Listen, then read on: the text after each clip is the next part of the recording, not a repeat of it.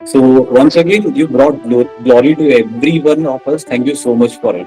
जैसे मेरा कोई इंस्टाग्राम पे ना अकाउंट है, मेरा फेसबुक पर भी अकाउंट नहीं है, मैं सिर्फ व्हाट्सएप यूज करता हूँ। घर के काम कर सकते हैं और रिलेटिव्स फैमिली को ही मैनेज कर सकते हैं। तो जैसे उसके बारे में ज़्यादा सोचने से कुछ नहीं होगा। जैसे ज़्यादा टेंशन लेते हैं उनका किसी किसी का बीपी ज़्यादा हाई आता है और भी। टेस्ट भी क्लियर कर लिए। अभी सर मेरे मेडिकल मैंने क्लियर नहीं किया है सर, अभी मैं मेडिकल में अनफिट हूँ सर। और उसके बाद में फिर जो टीचर्स आपको मिलते हैं आपके लाइफ के किसी स्टेज पे, फिर कहीं जाके उनका छोटा मोटा रोल आपको, हार्ड वर्क को, और जो अपब्रिंगिंग आपके पेरेंट्स ने आपको दी है, ये सारा क्रेडिट इन सारी चीजों को जाता है। आपकी अपनी मेहनत, आपके पेरेंट्स का अपब्रिंगिंग जो उन्होंने आपको दिया है। So once again you brought glory to every one of us. Thank you so much for it. Thank Shubham, thank you sir. जी, इस इंटरव्यू का उद्देश्य ये होता है, इस तरह के इंटरव्यू जो हम कंडक्ट करते हैं उनका ऑब्जेक्टिव ये होता है कि आप अपनी जर्नी बताओ, किस तरह से आपकी जर्नी रही थी प्रेपरेशन की, क्योंकि नेशनल डिफेंस एकेडमी की एग्जामिनेशन को क्लियर करना आसान नहीं होता। और वहां पे भी आपने फ्लाइंग कलर्स में 22nd रैंक हासिल करी है, जो अगेन एक बड़ा अचीवमेंट होता है कि आपने एसएसबी में भी अच्छा परफॉर्म किया है, आपने रिटन एग्जामिनेशन में भी अच्छा परफॉर्म किया है, तभी इतनी अच्छी रैंक आ सकती है। तो हम सभी लोग क्यूरियस हैं इसको जानने के लिए, और सबसे ज्यादा इंपॉर्टेंट बात यह है, जो बहुत सारे स्टूडेंट्स जो अभी एग्जाम दे रहे हैं, प्रिपेयर कर रहे हैं, वो आपकी एग्जाम की प्रिपरेशन की जर्नी से बहुत कुछ सीख सकते हैं और अपनी तैयारी को राइट ट्रैक पे रख सकते हैं। और यही उद्देश्य है इस इंटरव्यू का, और मैं भी चाहूंगा कि आप उसी पॉइंट ऑफ व्यू से मेरे सवालों का जवाब दें। सर मेरी जर्नी स्टार्ट हुई थी सर जब मैं क्लास 11 में था। मेरी शुरू से ही मतलब ये ड्रीम थी कि मैं डिफेंस में जाऊँ। लेकिन जब मैं क्लास 11 12th में आया, जब मेरे को एनडीए के बारे में पता चला, उससे पहले मैं एनडीए के बारे में नहीं जानता था। तो क्लास 11 में मैंने डिसाइड किया कि मैं एनडीए से आर्म फोर्सेस में ऑफिसर बनूंगा। और मेरी फर्स्ट प्रेफरेंस थी कि मैं एक फाइटर पायलट बनूँ। 12th के बाद मेरे पास पीसीएम स्ट्रीम थी, तो मेरे को रिटर्न के लिए ज़्यादा हार्ड वर्क नहीं करना पड़ा। और मैंने फिजिक्स वाला टीम के बैच भी सब्सक्रिप्शन लिया था। उसकी हेल्प से मैंने रिटर्न क्लियर कर लिया था। उस पे मेरी मैथ्स पहले से अच्छी थी, मैथ्स के लिए मैंने थोड़ा बहुत रिवीजन किया था। बाकी जीएस सेक्शन और इंग्लिश सेक्शन मैंने पूरा आपके सारे लेक्चर्स देखे थे। उसकी हेल्प से मैंने रिटर्न क्लियर किया। उसके बाद एसएसबी के लिए मैंने कोचिंग ली थी। आगरा में कोचिंग है, एक कोचिंग इंस्टीट्यूट है, वहाँ से मैंने कोचिंग ली थी। वहाँ पे मेरे को पूरा एसएसबी का जो प्रोसीजर उसके बारे में पता चला, 5 डेज का प्रोसीजर, कौन से टास्क, बाकी सारे प्रैक्टिस भी की, काफ़ी सारे टास्क। और खुद से ही मैंने अपनी तरफ से हार्ड वर्क किया। जैसे अपने फिजिकल पे वर्क किया मैंने, डेली सुबह मॉर्निंग में वर्कआउट, फिजिकल वर्कआउट। मेरी इंग्लिश कम्युनिकेशन स्किल्स अच्छी नहीं थी, उस पर ही मैंने वर्क किया। और मैंने अपनी नॉलेज पे ही वर्क किया। और जो पीडब्ल्यू सरकारी एग्जाम है उस पर डेली करंट अफेयर्स आते हैं, वहाँ से मैंने देखा। और भी सर, आसिम सर हैं, वो करंट अफेयर्स की वीडियो डालते हैं, वहाँ से मैंने देखा। वहाँ से मैंने अपनी नॉलेज इम्प्रूव की। उसके बाद मैंने पहले ही मैं एसएसबी के लिए अपेयर हुआ था, लेकिन पहले मैं सक्सेस नहीं हो पाया था उसमें। लेकिन फाइनली अभी सक्सेसफुल हुआ उसके बाद। शुभम, आपने बहुत सारी जो बातें बताई उसमें कुछ बहुत इंपॉर्टेंट पॉइंट्स आपने बताए जो दूसरे स्टूडेंट्स के लिए बहुत बेनिफिशियल हो सकते हैं। हम डिटेल में उन पॉइंट्स के बारे में बात करेंगे, लेकिन उससे पहले एक सवाल जो मैं सारे स्टूडेंट से पूछता हूँ, चाहे वो तैयारी कर रहे हो या वो फाइनली सिलेक्ट हो गए हो, तो मैं आपसे भी पहली बार इंटरेक्ट कर रहा हूँ वन ऑन वन। और इसीलिए मैं भी आपसे सबसे पहले एक सवाल करूंगा कि आप आखिर आर्म्ड फोर्सेस ज्वाइन क्यों करना चाहते थे? आपके लिए इंस्पिरेशन क्या था? ये ख्याल कैसे आया पहली बार? सर आर्म्ड फोर्सेस में इसीलिए ज्वाइन करना चाहता था, मेरी फैमिली में से कोई भी डिफेंस में है ही नहीं, तो मैं फर्स्ट पर्सन बनना चाहता था जो मतलब मेरी फैमिली में से डिफेंस में हो, जिससे मेरी बाकी सिबलिंग्स हैं और जो नेबर्स हैं वो मेरे को देख के मोटिवेट हों, और मैं उनके लिए एक तरह से इंस्पिरेशन बन सकूं कि वो भी डिफेंस फोर्सेस में जाएं। Another thing sir, armed forces are known for their discipline, and I am also one of the discipline student of my school, that's why I want to go in that. And यानी कि मुझे लगता था कि जो qualities आपके अंदर है, उन क्वालिटीज का बेस्ट यूज डिफेंस के करियर में हो सकता। Yes sir. ओके। तो फिर आपको ये कैसे पता चला, कि पहली बार ये पता कैसे चला कि नेशनल डिफेंस एकेडमी का कोई एग्जाम होता है? क्योंकि आपने बताया कि लगभग 10th तक आपको पता भी नहीं था उसके बारे में। हाँ सर, मेरे को क्लास 11 पे मेरे फ्रेंड से पता चला था सर। और जब आपने एनडीए की तैयारी की शुरुआत करी तो जैसे कि होता है कोई एस्पायरेंट जब किसी एग्जाम की तैयारी की शुरुआत करता है तो उसके सामने कोई रोड मैप नहीं होता, खास तौर पे जब उसको इन्फॉर्मेशन कम हो। तो आपकी क्या पोजीशन थी उस वक्त, और जब आपको एनडीए के बारे में पता चला तो कैसे कैसे आपने उसकी इन्फॉर्मेशन ऑब्टेन करी, कहाँ कहाँ से आपको हेल्प मिली? रिटर्न के लिए sir first to YouTube is enough that we can get all information about NDA. So I had started from YouTube. पहले मैंने YouTube मतलब जब मैंने प्रिपरेशन स्टार्ट की तो पहले मैंने 2-3 मॉक पेपर सॉल्व करके देखे, मतलब मेरे को कितना आता है, मैंने अपना लेवल जिससे मेरे को पता चले। उसके बाद बैच भी था फिजिक्स वाला का, वहाँ उससे सब्सक्रिप्शन लिया तो उससे पता चल गई थी। और प्रीवियस ईयर क्वेश्चन भी सॉल्व करे जिससे मेरे को पूरा मतलब पता चल गया था किस तरीके का पेपर आता है, मेरी क्या लेवल है। और उसके बाद अपना स्ट्रेटेजी बनाई कि किस दिन मेरे को कितना कवर करना है। और मेरे को जैसे मेरा ये था कि मतलब मेरा मतलब एनडीए एग्जाम से 2 वीक पहले मेरा पूरा सिलेबस कंप्लीट हो जाए, तो लास्ट टाइम पे मैं रिवीजन कर सकूँ और प्रीवियस ईयर टेस्ट सॉल्व कर सकूँ और मॉक पेपर सॉल्व कर सकूँ। मॉक पेपर सॉल्व करने का भी फ़ायदा रहता है कि मतलब हमें मतलब बिल्कुल एग्जैक्ट फील हो जाता है कि किस तरीके से हमें पेपर में करना है, टाइम मैनेजमेंट का भी हमें पता चलता है उससे। पहले मैंने स्टार्टिंग ऐसी की इस तरीके से रिटर्न के लिए। ओके। अच्छा, अब अपन है ना स्टेप बाय स्टेप आपसे अलग अलग स्टेजेस के क्वेश्चंस करना शुरू करते हैं।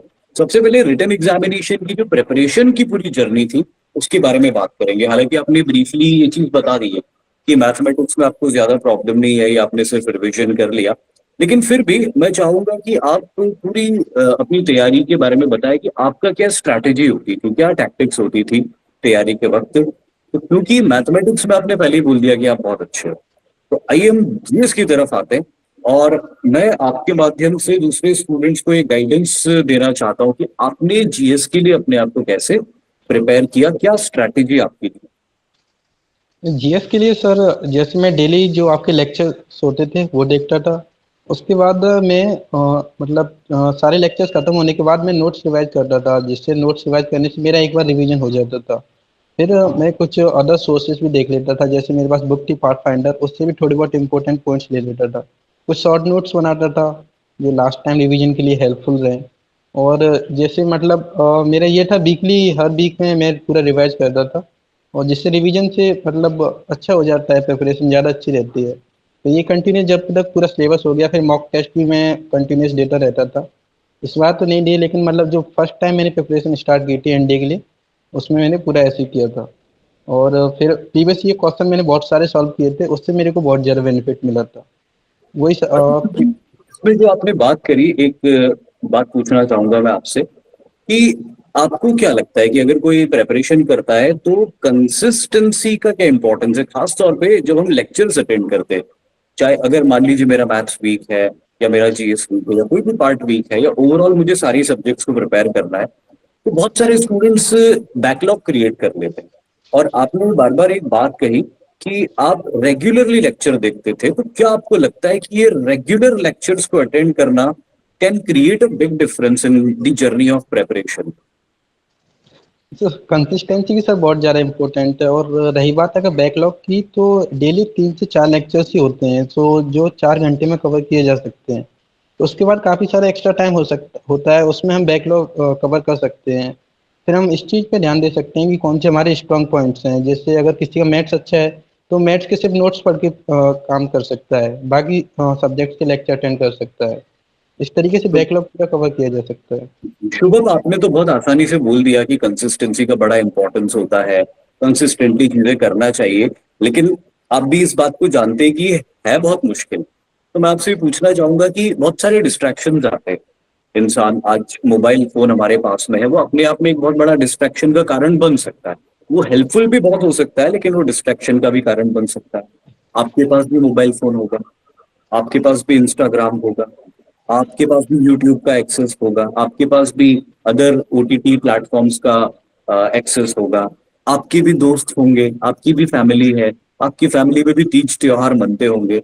तो ये सबसे बड़ा क्वेश्चन ये है कि अच्छा, ज्यादातर स्टूडेंट्स को ये बात पता होगी कि कंसिस्टेंसी इंपॉर्टेंट है, पर मैनेज नहीं कर पाते। तो मैं आपसे पूछना चाहूंगा शुभम कि ये इतने ये सारे जो डिस्ट्रैक्शंस के मैंने नाम लिए, बताइए कि इनको मैनेज कैसे किया आपने? हाँ, मैंने सर करना पड़ता है। जैसे सोशल मीडिया की बात रही, तो जब आप ऐसे एग्जाम की प्रिपरेशन कर रहा है अगर कोई कैंडिडेट, तो उसको सोशल मीडिया से दूर रहना पड़ेगा।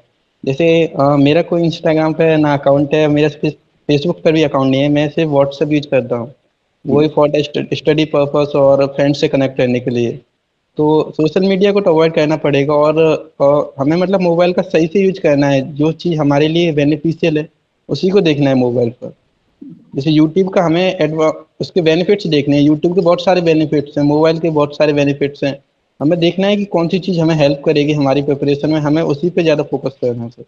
अच्छा, और घर से भी कई बार ऐसा होता है कि घर वाले भी काम बता देते हैं कि बेटा ये ले आओ वो ले आओ, या जैसे कि मैंने कहा कि त्योहार आते हैं या घर में किसी की शादी हो सकती है या कोई दूसरा मंगल प्रसंग हो सकता है घर में। क्या आपके तैयारी के समय भी वो सारी बाधाएं आई थी, और अगर आई थी तो कैसे आपने उसको ओवरकम किया? हाँ सर, ये बाधाएं आई थी, और ज़्यादा काम नहीं होता सर घर में इतना, तो इजीली मैनेज हो जाता है सर। थोड़ा बहुत काम होता है, एक्स्ट्रा टाइम बचता है। अगर हम अपना पूरा टाइम मैनेज करके रखें तो काफ़ी सारा टाइम हमारे पास एक्स्ट्रा भी होता है। उस टाइम में हम ये सब घर के काम कर सकते हैं और रिलेटिव्स फैमिली को ही मैनेज कर सकते हैं। कभी ऐसा हुआ शुभम कि घर वालों ने आपको कुछ बोला कि शुभम बेटा ये काम कर दो, और आपने घर वालों को बोला कि नहीं मम्मी मुझे अभी पढ़ाई करनी है और मेरा काम जरूरी है तो मैं अभी पढ़ाई करूंगा, ये काम किसी और से करवा लो, ऐसा कभी हुआ? सर मैंने कई बार ये बोला है कि ये काम मैं जैसे बाद में कर दूंगा, अभी मेरे पढ़ाई करनी है। ये बहुत इंपॉर्टेंट चीज आपने बोली है, और यही पे मैं लाना चाहता था आपको कि डिस्ट्रैक्शन या कुछ ऐसे ऑब्लिगेशंस होते हैं जो आते हैं हम सभी को, तो वहां पे अगर आप अपनी पढ़ाई को प्रायोरिटी मानते हो तो फिर आपको ये बात पेरेंट्स को बतानी पड़ेगी कि मेरे लिए अभी जरूरी पढ़ाई है तो ये काम मैं बाद में कर सकता हूँ, या अगर बहुत जरूरी है तो ये काम कोई और कर सकता है। अब बहुत सारे स्टूडेंट्स नहीं बोल पाते पेरेंट्स को ये बात, लेकिन उन्हें सीखना होगा कि अगर उनको अपनी पढ़ाई को प्रायोरिटी बनाना है, एग्जामिनेशन क्रैक करने के लिए तैयारी करनी, तो ये चीज तो करनी पड़ेगी। और आई एम वेरी श्योर कि जब आपने अपने पेरेंट्स को ये कहा होगा कि ये काम मैं बाद में कर दूंगा, तो उन्होंने आपको कोई डांटा नहीं होगा, उल्टा सपोर्ट ही किया होगा। एम आई राइट? यस सर, हमेशा सपोर्ट ही किया है सर। बिल्कुल। तो पेरेंट्स को भी जब दिखाई देता है कि बच्चा पढ़ाई कर रहा है तो फिर वो भी डिस्टर्ब नहीं करते। कौन से पेरेंट्स होंगे जो नहीं चाहेंगे कि उनका बच्चा इतना बड़ा एग्जाम क्लियर करके इतने प्रेस्टिजियस इंस्टीट्यूशन के अंदर जाए? तो ये तो रही आपने बताई बात कि भाई कंसिस्टेंसी से आपने तैयारी करी, और दूसरी चीज पे आपने फोकस किया, वो बार बार आप बोल रहे थे मॉक टेस्ट या इस तरह के क्वेश्चन जो पोटेंशियल क्वेश्चंस होते हैं जो एग्जामिनेशन के अंदर आ सकते हैं। और आपने पाथफाइंडर का भी जिक्र किया कि आपने उससे भी पढ़ाई करी। तो एक और चीज मैं आपसे पूछना चाहूंगा, बहुत सारे स्टूडेंट्स जो होते हैं ना बड़े कंफ्यूज हो जाते हैं कि इस किताब से पढ़े या उस किताब से पढ़े, या ये भी ले आए या वो भी ले आए। मैं हमेशा कहता हूँ स्टूडेंट्स को कि एक किताब है, अगर उसको बहुत अच्छे से पढ़ोगे तो वो सफिशिएंट है। आपका क्या कहना है इसके बारे सर मेरा भी यही ओपिनियन है कि जो भी बुक है मार्केट में अवेलेबल है वो सफिशिएंट है सर। में? कोई भी बुक हो मार्केट में अवेलेबल है वो सफिशिएंट है, उससे हम प्रिपरेशन कर सकते हैं अपनी। सिर्फ हमें मतलब उसका यूटिलाइज सही से करना है, पूरी बुक पढ़नी है, सही से उसका करना है, सॉल्व करने हैं सारे क्वेश्चंस। अगर किसी बुक को ऊपर ऊपर से देख के छोड़ देंगे तो सर वो सफिशिएंट, कितनी बुक्स पढ़ने फिर सफिशिएंट नहीं होगा सर। शुभम, अब अपन रिटन एग्जामिनेशन तो आपने बहुत ही आसानी से बता दिया। मतलब मुझे ऐसा लगा ही नहीं कि रिटन एग्जामिनेशन आपके लिए कोई चैलेंज था, और ये वैसे भी शायद दूसरी बार था जब आपने रिटन एग्जामिनेशन को क्लियर कर लिया था। इससे पहले भी एक बार आप एसएसबी अपीयर कर चुके थे। तो रिटन एग्जामिनेशन मेरे ख्याल से आपकी कड़ी मेहनत, कंसिस्टेंसी और सिंसियरिटी की वजह से क्लियर हो गया। लेकिन अब अपन दूसरे स्टेज की तरफ आते हैं जिसको हम एसएसबी बोलते हैं, जिससे डिफेंस एस्पायरेंट्स बहुत डरते हैं। मैं ही चाहता हूँ कि आपका एसएसबी का जर्नी कैसा रहा था, जो पहले दिन आप आए थे, जब स्क्रीन टेस्ट हुआ था, और उसके बाद जो एसएसबी के 5 दिन हुए थे, ये 5 दिन की जर्नी के बारे में मैं पूछना चाहूंगा डे बाय डे। सबसे पहले स्क्रीनिंग टेस्ट के बारे में बताइए, कैसा एक्सपीरियंस था, क्या फील हो रहा था वहां पे? सर फर्स्ट डे जब गया था तो सर नर्वसनेस तो सर काफ़ी ज़्यादा थी कि एसएसबी की स्क्रीनिंग है, और मतलब अगर फर्स्ट डे सर अगर आउट हो गए तो सर बाकी मतलब जो आगे की प्रिपरेशन की आगे वाले टेस्ट के लिए उसका कोई बेनिफिट ही नहीं है।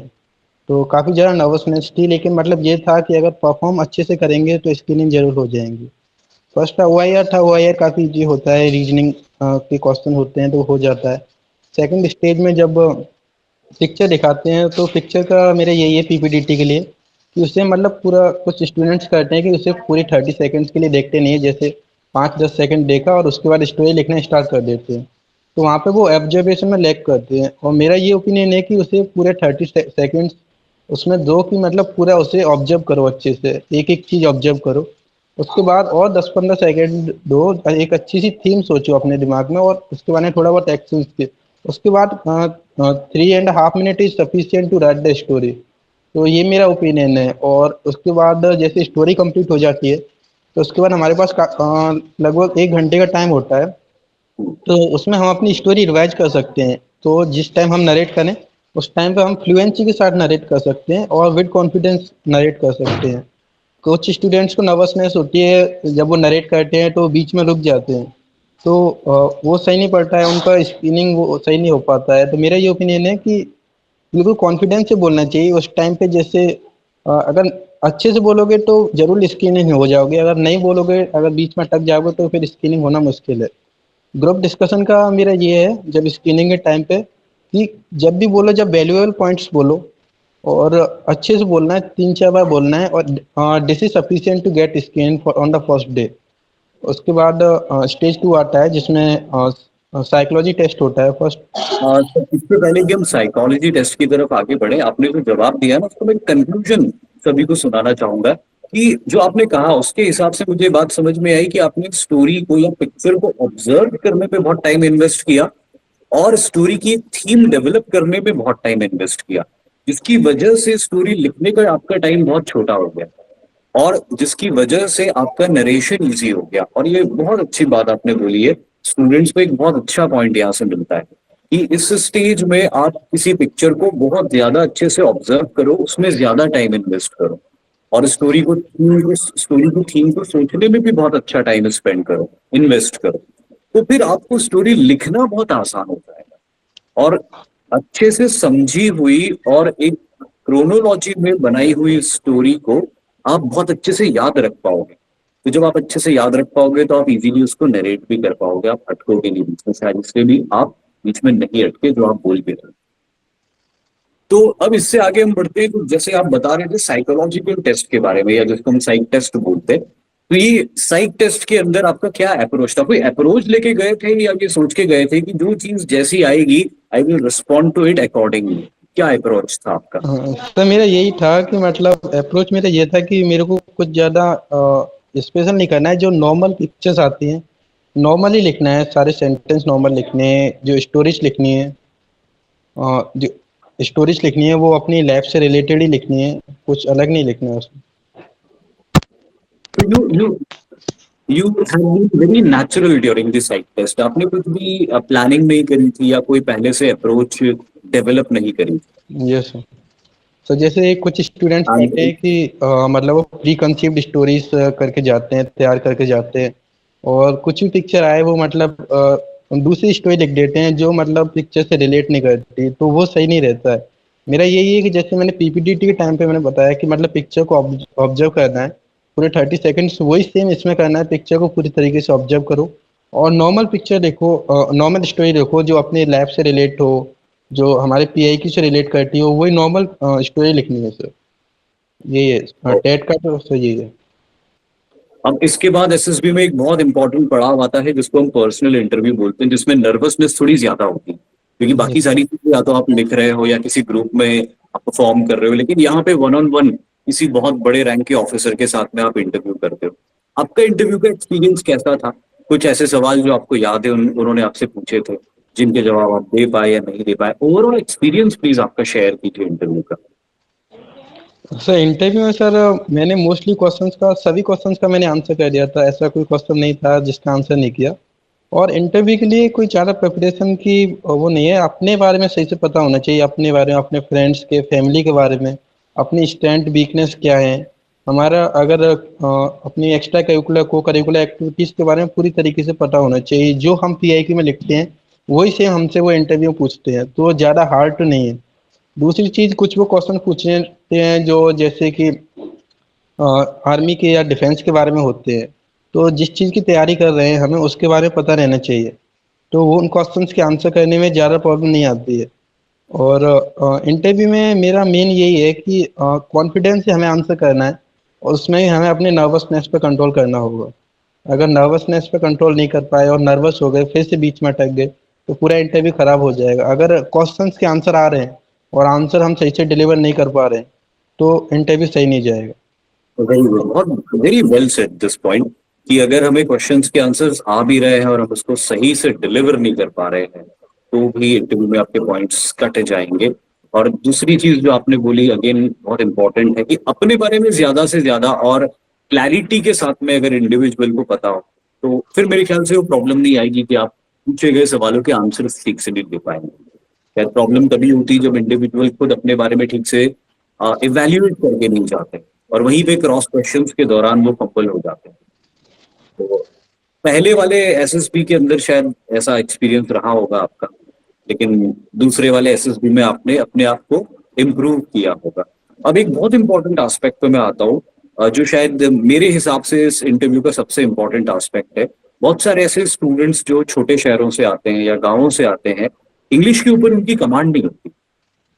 आपने भी शुरुआत में कहा था कि इंग्लिश के ऊपर आपने वर्क किया था, आपकी वैसी कमांड नहीं थी जैसे कि आप एक्सपेक्ट करते थे या जो स्टैंडर्ड आपके लिए था। तो क्या आपने किया था और क्या सुझाव देंगे आप ऐसे स्टूडेंट्स को जिनको इतना अच्छा एक्सपोजर नहीं है इंग्लिश का? स्टूडेंट को इंग्लिश कम्युनिकेशन में प्रॉब्लम होती है तो वो इसके लिए ये कर सकता है कि जैसे काफ़ी सारे कोचिंग्स भी अवेलेबल है, अगर वो कोचिंग ले सकता है। लेकिन मेरा मानना है कि ये कोचिंग से ज़्यादा फर्क नहीं पड़ता, वो हम मतलब खुद से फर्क पड़ता है हम कितना प्रैक्टिस करते हैं। जैसे इंग्लिश कम्युनिकेशन जब ही अच्छी होंगी जब हम उससे खुद बोलेंगे। जैसे मेरा प्रैक्टिस कर सकते हैं, जैसे हम अपने फ्रेंड्स के साथ नॉर्मल टॉक करते हैं तो उसे इंग्लिश में कर सकते हैं। और जैसे मोस्टली हमारा माइंड का ये है कि हमारा माइंड कुछ ना कुछ हमेशा सोचता रहता है, खाली नहीं रहता। तो जब भी हम कुछ सोच रहे हैं वो हम इंग्लिश में ही सोचें। अगर हमारा थॉट प्रोसेस इंग्लिश में कन्वर्ट हो जाएगा तो हम अच्छे से हमारी कम्युनिकेशन अच्छी हो जाएगी। ये सर आपने बता इसी में शुभम, फर्क पड़ता है। आपने किस तरह अपनी इंग्लिश को इम्प्रूव किया? सर मैंने दो ही चीज़ की थी, मैंने सर मिरर प्रैक्टिस की थी और मैंने अपने थॉट प्रोसेस को पूरा इंग्लिश में कन्वर्ट किया था। जो मैं कुछ भी सोचता था वो मैं इंग्लिश में ही कन्वर्ट करता था पूरा। और जैसे मैं अपने फ्रेंड्स के साथ भी बात करता था तो वो मैं इंग्लिश में करता था। तो ये जो कन्वर्जन आप करते थे अपने थॉट प्रोसेस को इंग्लिश में, क्या सिर्फ ये सोच के करते थे या एक्चुअली लिख के पेपर पे करते थे? नहीं सर, मैं सिर्फ सोच के करता था सर। अच्छा, और फिर मिरर के आगे आप प्रैक्टिस करते रहते थे जो भी आपने सोचा? मेरा कि सर फिर कुछ जैसे एसएसबी के लिए मैं प्रिपेयर कर रहा था तो मैं डेली लेक्चरेट की ही प्रैक्टिस करता था। तो लेक्चरेट के लिए जैसे हम नॉलेज के लिए कोई भी मैं वीडियो देखता था यूट्यूब से, फिर उसके बाद मैं पूरे उसके शॉर्ट नोट्स बना के जब मैं उसको डिलीवर करता था तो इंग्लिश में करता था। तो उससे ही मेरी कम्युनिकेशन में हेल्प हुई। और जैसे मिरर प्रैक्टिस करते हैं उससे कम्युनिकेशन के साथ साथ कॉन्फिडेंस भी अच्छा आता है और हमें पता भी चलता है मतलब हम किस तरीके से बोल रहे हैं। उससे कम्युनिकेशन से हमारे जीटीओ में भी हेल्प होती है काफ़ी सारे टास्क में। और जैसे इंटरव्यू के टाइम पे भी हमें हेल्प होती है मेरा आप प्रैक्टिस। देखिए बताया कि आप टॉपिक्स को स्टडी करके उनके शॉर्ट नोट्स बनाते थे, तो यहाँ पे वो लिखने वाला एलिमेंट आ गया। तो क्योंकि मैं हमेशा क्लासेस में स्टूडेंट्स को मोटिवेट करता हूँ कि जब भी आप कोई टॉपिक प्रिपेयर करते हो उसको एक्चुअली लिख के रखो आप। उससे सेंटेंस फ्रेमिंग करना आपको आ जाता है एंड देन फिर उसके बाद बोलना आसान हो जाता है। सो वेल डन आपने ये जो बात, पहली चीज तो मैं आपको कॉन्ग्रेचुलेट करता हूँ कि एक ऐसा विभाग जिसमें आप कमजोर थे बट आपने हार्डवर्क किया, अवेलेबल रिसोर्सेज का बेस्ट यूज किया और यू गॉट थ्रू। और दूसरा ये एक बहुत बड़ा इंस्पिरेशन भी उन सारे स्टूडेंट्स के लिए जो ये सोचते हैं कि वो एक ऐसे बैकग्राउंड से जहाँ पे उनको इंग्लिश का अच्छा एक्सपोजर नहीं मिला, तो आप अपने घर पे भी अच्छी तैयारी कर सकते हो इंग्लिश की। सॉरी, जिस भी पोजीशन में हो वहां से आप इम्प्रूव कर सकते हो।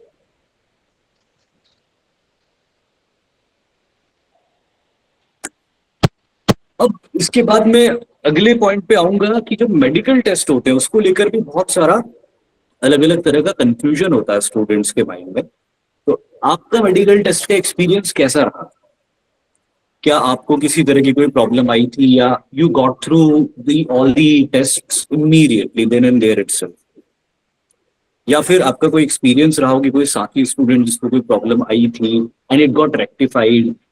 ओवरऑल बताइए आपका मेडिकल एग्जामिनेशन का एक्सपीरियंस कैसा रहा? हाँ सर, मेडिकल एग्जामिनेशन का एक्सपीरियंस मेरा ज़्यादा अच्छा नहीं है सर। मैं खुद इस टाइम पे मैं अनफिट हूँ सर, एम बी अनफिट हूँ। और लेकिन मेरा यही है कि मतलब जैसे काफ़ी सारे कैंडिडेट्स होते हैं वो टेंशन लेते हैं मेडिकल के बारे में। तो जैसे उसके बारे में ज़्यादा सोचने से कुछ नहीं होगा। जैसे जाएंगे अगर कई कई का ये होता है कि वो ज़्यादा टेंशन लेते हैं, उनका किसी किसी का बीपी ज़्यादा हाई आता है और भी कई सारी प्रॉब्लम्स हो जाती हैं। तो नॉर्मली रहना, उसमें जो रिजल्ट होगा उसको हम चेंज नहीं कर सकते मेडिकल के बारे में सोच कर। यही है सर। अच्छा, और जैसे कई कई को टेम्परेरी रिजेक्शन मिला था, वो रेक्टिफाई हो जाता है अगर ज़्यादा बड़ी प्रॉब्लम ना हो तो सर। आपने बताया था कि आपने अपने बॉडी के ऊपर थोड़ा वर्क किया था, शायद आपका वेट ज्यादा रहा होगा, if I am not wrong. No sir, मेरा वेट ज़्यादा नहीं था सर। मैंने रनिंग और वो सब किया था जिससे मैं जीटीए में अच्छा कर सकूं सर। अपने फिजिकल के ऊपर वर्क किया था सर। तो मेडिकल भी आपके लिए कोई बहुत मुश्किल नहीं रहा, हालांकि आपने कहा मेडिकल का एक्सपीरियंस अच्छा नहीं रहा, but you got through the medical test, right? Test भी क्लियर कर लिए। अभी सर मेरे मेडिकल मैंने क्लियर नहीं किया है सर। अभी मैं मेडिकल में अनफिट हूँ सर। अच्छा अच्छा, तो आपको कुछ टेम्परेरी रिजेक्शन मिला हुआ है क्या अभी? हाँ यस सर, अभी मैंने आरएमबी के लिए अप्लाई किया है सर। मेरे को एयर में प्रॉब्लम है। Okay okay, hopefully I think you will get clear, yes. We are very hopeful. अच्छा, एक आखिरी सवाल मैं पूछना चाहूंगा, क्योंकि आप हमारे स्टूडेंट रहे हैं, तो उसी रिगार्डिंग में एक क्वेश्चन पूछना चाहूंगा आपसे कि आपने डिफेंस वाला के प्लेटफॉर्म पे पढ़ाई करी, बहुत सारे टीचर्स आपको मिले, उन्होंने आपको पढ़ाया। कौन कौन से टीचर्स थे जिन्होंने आपके ऊपर एक लास्टिंग इम्पैक्ट क्रिएट किया? सर मोस्टली जो टीचर्स मेरे जीएस के थे वही, जैसे उन्होंने ज़्यादा इम्पैक्ट किया। जैसे आप, राहुल सर और प्रथमेश सर, इन तीनों का ज़्यादा इम्पैक्ट है। जैसे आप तीनों ने मेरे एसएसबी की जर्नी में भी बहुत सारी हेल्प की। एसएसबी की वीडियोस मैंने देखी, आपसे मेरे को काफ़ी सारी हेल्प मिली। और जीएस मेरी अच्छी नहीं थी जिस टाइम पे मैंने एनडीए की प्रिपरेशन स्टार्ट की थी, तो मेरे को काफ़ी फ़ायदा मिला। और इंग्लिश में ही मेरे को काफ़ी हेल्पफुल रहा है। पूरी डिफेंस वाला टीम को ही मैं थैंक यू कहना चाहूँगा सर। उन्होंने मेरी काफ़ी ज़्यादा हेल्प की sir, during written preparation and also during the SSB preparation. आपने जो ये बात कही है ना, इस बात से हमको बहुत खुशी भी हुई है, बहुत गर्व भी हुआ। हमारे लिए सच में बहुत खुशी की बात है कि अगर हमने थोड़ा बहुत भी रोल में, तो पहले ही कहा कि देखो, आपकी सक्सेस का पूरा क्रेडिट आपके हार्डवर्क को और आपके पेरेंट्स की अपब्रिंगिंग को जाता है। और उसके बाद में फिर जो टीचर्स आपको मिलते हैं आपकी लाइफ के किसी स्टेज पे, फिर कहीं जाके उनका छोटा मोटा रोल आता है, लेकिन फिर भी अगर वो छोटा मोटा कंट्रीब्यूशन भी हमारी तरफ से आपकी इस सक्सेस में हुआ है, तो इसमें हमारे लिए बहुत खुशी और बहुत सम्मान की बात है। Shubham, thank you very much, आपने वक्त निकाला इस मोमेंट में, जो कि बहुत खुशी का मोमेंट होता है। बहुत सारे लोग आपको एंगेज करके रखते हैं, इस इंटरव्यू के लिए आपने वक्त निकाला, उसके लिए बहुत बहुत शुक्रिया। और अगेन मैं आपको कंग्रेचुलेट करना चाहूंगा और यही कहूंगा कि this is just the beginning, there are many more achievements to come in your life. Just be positive, be energetic and be great and be a good human being. Very very Okay, Shubham, thank you very much for being here and conversing with us. Once again, thank you very much. Jai Hind, goodbye.